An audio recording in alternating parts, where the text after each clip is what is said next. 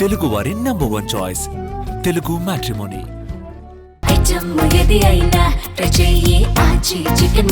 ఆచి chicken masala audio లీక్తో అడ్డంగా దొరికిపోయిన జడా శ్రవణ్ వివరాల్లోకి వెళ్ళినట్లయితే, జడా శ్రవణ్ ఈయన గురించి ఎప్పుడు నేను వీడియో చేయలేదు, కానీ ఇదే నాకు తెలిసి ఫస్ట్ వీడియో అనుకుంటా. ఈయన వైసీపీ అధికారంలో ఉండగా అప్పుడు ముఖ్యమంత్రి జగన్మోహన్ రెడ్డిని టార్గెట్ చేస్తూ మామూలుగా కాదు, రోజు ఆల్మోస్ట్ ఆల్ ఇక జగన్మోహన్ రెడ్డికి అగెయిన్స్ట్గా విపరీతంగా మాట్లాడేవాడు. తర్వాత ఆయన మామూలుగా పార్టీ ఉందనుకోండి, జై భీమ్రావ్ ఏదో పార్టీ, మొత్తానికి ఆ పార్టీ ఆయన వ్యవస్థాపకుడు. ఎన్నికల దగ్గరికి రాబాగానే ఇక పొత్తు అన్నాడు, ఏది టీడీపీతో పొత్తు అనేసరికి మళ్ళీ పొత్తులో భాగంగా నాకు ఇన్ని సీట్లు కావాలి, ఇంత అమౌంట్ కావాలి, అది ఇది అన్నాడు. కుదరదన్నారు, అయిపోయింది. కూటమి బ్రహ్మాండంగా గెలిచింది, అంతే. ఇక రివర్స్, కూటమికి రివర్స్ అన్నమాట. సరే, రివర్స్ అవడం తప్పేం కాదులే, కానీ ఈయన ఇప్పుడు జగన్మోహన్ రెడ్డికి మద్దతుగా మాట్లాడుతున్నారు, లేదా కూటమికి వ్యతిరేకంగా మాట్లాడుతున్నారు. ఏంటి అని అంటే, సరే ప్రభుత్వంలో లోపాలను ప్రశ్నిస్తున్నారా అంటే అది కాదు. ఒక అక్కసు, ఒక ద్వేషంతోనే అనేక రకాలుగా ఆయన మాట్లాడుతూ ఉన్నారు, విమర్శలుగా చేస్తుంది. ప్రధానంగా పవన్ కళ్యాణ్, ఆయనే టార్గెట్. సో ఏంటి అంటే, నేను ఉప ముఖ్యమంత్రిని, కాబోయే ఉప ముఖ్యమంత్రి అంటాడు. ఎవరైనా నేను కాబోయే ముఖ్యమంత్రి అంటారు, ఉప ముఖ్యమంత్రి అంటే సరే ఏదో పొత్తులో భాగంగా వెళ్తానన్నవాడు. పొత్తు ఎవరితో? రేపు 29లో వచ్చేస్తానంటాడు. పొత్తు ఎవరితో పెట్టుకుంటున్నాడు అని అంటే, మరి వైసీపీ వాళ్ళని ఎవరిని కూడా దగ్గర చేర్చుకుంటున్నట్టు కనపడతలా. కానీ వీళ్ళని అరెస్ట్ చేసినప్పుడు మాత్రం వైసీపీ వాళ్ళు వస్తున్నారు. అంటే ఏంటి? బ్యాక్ అండ్ ఆళ్లే. ఇందులో మొహమాటమే ఉంటుంది. సరే, ఇది ఎలా ఉంటే ఇప్పుడు ఈ జడా శ్రావణ్కి సంబంధించి మొన్న ఏదో దళిత క్రిస్టియన్ ఆత్మీయ సమావేశం అని పెట్టారు. ఒకటండి, దళిత క్రిస్టియన్ అనే పదమే లేదు. ఏదర్ దళితులన్నా ఉంటారు, క్రిస్టియన్లన్నా ఉంటారు. ఈ రెండు కలపడం ఏంటి అసలు? సరే, కలిపారు, వాళ్ళ ఇష్టం, కలుపుకున్నారు. ఇక అది మనకి రాజ్యాంగంతో సంబంధం లేదు, మన ఇష్టం. దళిత క్రిస్టియన్ అని అన్నారు, ఆత్మీయ సమావేశం పెట్టుకున్నారు. పెట్టుకున్నప్పుడు వాళ్ళ సమస్యలు ఏంటి, వాళ్ళ డిమాండ్లు ఏంటి, వాళ్ళ హక్కులు ఏంటి, దానికోసం పోరాడాలి. కానీ అక్కడ పెట్టిన సమావేశం వేరు, వీళ్ళు విషం కక్కింది వేరు. ఇది ఇక్కడితో ఆగల, అసలు కథ ఉంది ఇక్కడ. ఒక ఆడియో లీక్ ఉందట. ఇది ఎవరు చెప్పారు? అధికార పార్టీకి సంబంధించిన రాజేష్ మహాసేన. ఆయన రాత్రి ఒక ఛానల్లో డిబేట్లో మాట్లాడుతూ ఈ ఆడియో లీక్ అనేది ఆయన రిలీజ్ చేశాడు. ఇంతగా ఆయన రిలీజ్ చేసిన దాంట్లో ఏముంది అనేది కూడా ఒకసారి మనం విందాం. ఎవరైతే జడ శ్రవణ్ కుమార్ అన్నాడో, మీరు చెప్తే నమ్మరు, ఇదంతా ప్లాన్ ప్రకారం వాళ్ళు అరెస్ట్ అవడానికే చేశారు, ఇది అంటానికి నా దగ్గర ఆధారం ఉంది. ఇప్పుడు చాలా మంది అనుకున్నారా ఏదో మాట అంటే అరెస్ట్ చేశారు అంటలే అని ఒక పుకారు పెట్టారు. కానీ వాళ్ళు ఇంటెన్షనల్ గా ప్లాన్ ప్రకారం అరెస్ట్ అయ్యారు. సో అరెస్ట్ కావడం కోసమే ఆ రకంగా మాట్లాడారు అనమాట వాళ్ళు అని చెప్పేసి ఈయన అంటున్నారు. సో ఈయన అలా ఎందుకు అంటున్నాడు అంటే, ఈయన దగ్గర దొరికిన ఆధారం అట్లాంటిది. సో వీళ్ళు మాట్లాడటానికి ఇదంతా ప్రీ ప్లానింగ్. సో మనం ఇలా మాట్లాడదాం, మాట్లాడిన తర్వాత రెచ్చగొట్టేలాగా ఉంటే అప్పుడు ఆటోమేటిక్గా కేసు రిజిస్టర్ అయింది. కేసు రిజిస్టర్ అయితే మళ్ళీ అరెస్ట్ చేస్తారు. అరెస్ట్ చేస్తే అల్లర్లు చేయాలి. ఆ రకంగా ప్లానింగ్. వాళ్ళు ప్రవర్తించారు. ఆ అరెస్ట్ అయిన కారణంగా ప్రభుత్వాన్ని అస్థిరపరచాలని, దళితులు రెచ్చగొట్టాలనే ప్రయత్నంలో వాళ్ళు ఉన్నారంటానికి వాళ్ళు ఇంటర్నల్ గా మాట్లాడుకున్న ఒక సమావేశంలో ఉన్న వాయిస్ నా దగ్గరకు వచ్చింది. ఆ వాయిస్ నేను వినిపిస్తాను. అప్పుడు నిజంగా కూటమి ప్రభుత్వం ఏమైనా అన్యాయంగా అరెస్ట్ చేసిందా, లేకపోతే వీళ్లే ప్రభుత్వాన్ని అస్థిరపరచడానికి, దళితులు రెచ్చగొట్టడానికి ప్రయత్నం చేస్తున్నారు అనేది ఇక ప్రజలు అర్థం చేసుకోరండి. నేను ఒక ఆడియో వినిపిస్తానండి. జస్ట్ ఇది ముందు దీన్ని సారాంశం చెప్తానండి. చెప్పిన తర్వాత మీకు వాయిస్ అర్థం అవుతుంది. వీళ్ళు ఇంటర్నల్ గా ఒక హాల్లో కూర్చున్నారు. ఒక హాల్లో కూర్చున్నాక జాడ శ్రవణ్ కుమార్ అనే అతను పక్కన ఒక కార్యకర్త ఉన్నాడు, కాకినాడ చెందినాడు. అతను ఏమన్నాడంటే, ఏమంటే మిమ్మల్ని కూటమి ప్రభుత్వం అరెస్ట్ చేస్తే నేను ట్రైన్ తగలబెడతాను, లారీ తగలబెడతాను, బస్సులు తగలబెడతాను, తగలబెట్టి నేను జైలుకి పోతాను. అప్పుడు మాత్రమే మనం డెవలప్ అవ్వగలం, అప్పుడు మాత్రమే మనం అనుకున్నది జరుగుతుంది అని అతను మాట్లాడుతున్న మాట. తర్వాత జాడ శ్రవణ్ కుమార్ ఏమన్నాడంటే, అలాంటి తెలుగు ఇది వినండి. ఏంటి అంటే, మనం అరెస్ట్ అవ్వాలి అంటే మీరు అరెస్ట్ కావాలి, ఆ తర్వాత మేము ప్రభుత్వ ఆస్తులను ధ్వంసం చేయాలి అంటే ఒక ట్రైన్ తగలబెట్టడమో, ఒక బస్సును తగలబెట్టడమో, ఇట్లాంటిది అల్లర్లు సృష్టించేలాగా చేయటమో, దళితుల పట్ల ఈ రకంగా వ్యవహరిస్తుంది అని చెప్పేసి మళ్ళా దళిత కార్డును తీసుకొచ్చి వాడేయటమో, ఇదనమాట వాళ్ళ ప్లాన్.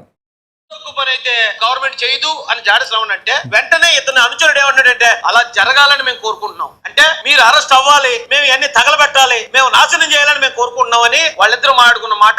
ఇంకా దీనికన్నా ఇంటర్నల్ అంశాలు నా దగ్గర చాలా ఉన్నాయి. ఒకవేళ ఇది నా వాయిస్ కాదు అని కనుక వాళ్ళిద్దరూ అంటే దీనికి సంబంధించిన పూర్తి ఆడియోని బయటపెట్టాలి.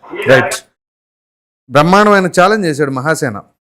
తను ఇక్కడ చాలా అంశాలు లేవనెత్తారు. ఇప్పుడు ఆ అనుచరుడో కార్యకర్తో పక్కన వ్యక్తో ఎవరికి జడా శ్రావణ్కి ఆ కుర్రోడు ఇదిగో మీరు అరెస్ట్ కావాలి, మేము తగలబెట్టాలి అని చెప్పేసి అన్నప్పుడు ఈ ప్రభుత్వం అంత తెలివి తక్కువగా వ్యవహరించదు అని చెప్పేసి అని జడా శ్రావణ్ అన్నాడు. తెలివిగలవాడే. సో అన్నాడు. అన్న తర్వాత లేదు లేదు మీరు అరెస్ట్ కావాలి, ఇట్లా చేయాలి, చేస్తేనే మనం స్వింగ్లోకి వస్తాం అనే తరహాలో మాట్లాడేటట్ట. ఇప్పుడు ఒకసారి ఆడియో క్లిప్ కూడా వినిపిస్తారు, చూద్దాం. ఇంకా దీనికన్నా ఇంటర్నల్ అంశాలు నా దగ్గర చాలా ఉన్నాయి. ఒకవేళ ఇది నా వాయిస్ కాదు అని కనుక వాళ్ళిద్దరూ అంటే దీనికి సంబంధించిన పూర్తి ఆడియోని బయటపెట్టాలి. అది ఒకవేళ ఈ ఆడియో క్లిప్ కనుక వాళ్ళది కాదంటే ఫుల్ సినిమా, ఈ ట్రైలర్ కాదు సినిమా రిలీజ్ చేస్తానన్నాడు మహాసేన. దీనికి సమాధానం చెప్పండి. ఇప్పుడు జడా శ్రావణ్ కుమార్ మాట్లాడితే తొళ్ళ కొడతాం ఏదేదో చేస్తా ఉన్నారు కదా స్టేజ్ల మీదకి వచ్చి, ఏంటి 6% మాట్లాడితే పవన్ కళ్యాణ్కి మీకు పోలిక ఎక్కడ? 71 కోట్లు వచ్చిన మీరు ఎక్కడ? ఆయన ఎక్కడ? పైగా ఆయన ఒక సామాజిక వర్గ పరంగా మాట్లాడుతున్నాడు. ఆయన సామాజిక వర్గ పరంగా లేడే, ఒక కాపులకే కాదని మొన్న కూడా చెప్పాడు మీలాంటి వాళ్ళు ఉండారని. ఆయనకి అన్ని సామాజిక వర్గాల్లోనూ ఉన్నారు పార్టీ కార్యకర్తలు, అది గుర్తుంచుకోండి. మీకు అసలు మీ సొంత కులంలోనో లేకపోతే మీ సొంత బంధువుల్లోనో మీ వెనకాల లేరు, అది చూసుకోండి. 71 కోట్ల బండి అంటే మీ వెనకాల ఎవరు లేరు, మీ చుట్టూ ఉండేవాళ్ళు కూడా అంటే పట్టుమని 100 మంది కూడా ఉంటారు అనమాట మీ పక్కన ఎన్నికల సమయాల్లో ఓట్లు వేయటానికి. పక్కన ఉంటారు తంపలుగా, అది కాదు కదా. ఓటు పరంగా కావాలిగా మనకి, అది కావాలి, అది లేదు. చూద్దాం.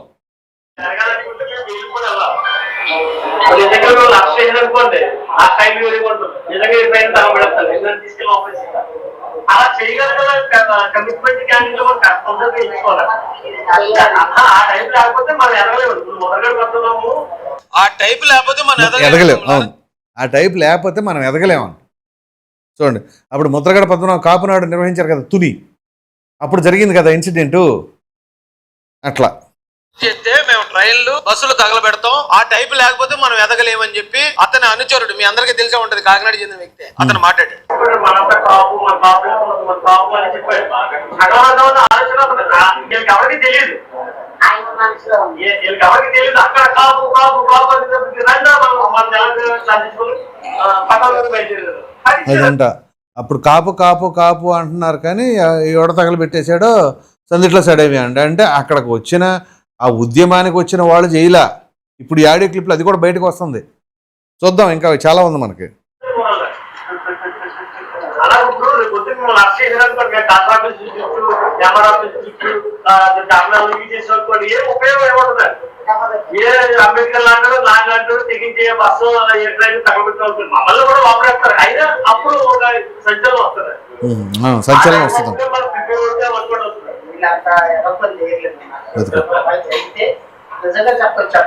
వీళ్ళంతా ఎదపని చేయరు అని చెప్పేసి ఆయన జడ అంటున్నారు. వీళ్ళు అలాంటి తెలుగు పని చేయరు అని అతను అంటే జాడ శ్రావణ్ అంటే మేము అలా అవ్వాలని కోరుకుంటున్నాం సార్ అని అంటే ఇదంతా ప్రీ ప్లాన్. అంటే ప్లాన్ ప్రకారమే వీళ్ళు ఒక మీటింగ్ పెట్టి ప్రభుత్వం మీద ఇలాంటి అనుచితమైన వ్యాఖ్యలు చేసి ఖచ్చితంగా అరెస్ట్ చేస్తారు. అరెస్ట్ చేస్తే మేము ట్రైన్లు తగలబెట్టి బస్సులు తగలబెట్టి. సో ఆ ప్రకారంగా ఇక్కడ రాజేష్ మహాసేన బయటపెట్టిన ఆడియో క్లిప్లో ఈ అంశాలన్నీ తెర మీదకి వచ్చినాయి. సో దీనిని బట్టి ఏమర్థం అవుతుందండి? వీళ్ళ కుట్ర రాజకీయాలు, కుల రాజకీయాలు, వీటన్నిటితో రాష్ట్రాన్ని బదనాం చేయాలనే ఉద్దేశంతో కంకణం కట్టుకొని చేస్తున్నారు. లేకపోతే వీళ్ళని అరెస్ట్ చేయడానికి వైసీపీ వాళ్ళు జెండాలు పట్టుకురావడానికి ఏంటి సంబంధం? ఇప్పుడు చూడండి, ఇక్కడ ఇది బయటపడింది. ఇప్పుడు ఓపెన్ ఛాలెంజ్ ఇస్తున్న మహాసేన రాజేష్ అంటున్నాడు కదా, మీరు నిజంగా ఈ ఆడియో క్లిప్ మీది కాదంటే ఫుల్ ఆడియో క్లిప్ మొత్తం బయట పెడతా. మరి సిద్ధమా? ఇప్పుడు చెప్పండి, మీ సిద్ధాలు, మీ డిప్యూటీ సీఎం పదవులు, మీ పొత్తులు, మీ వ్యవహారాలు, మీ నిజాయితీలు ఏంటి అని తెలుస్తుంది.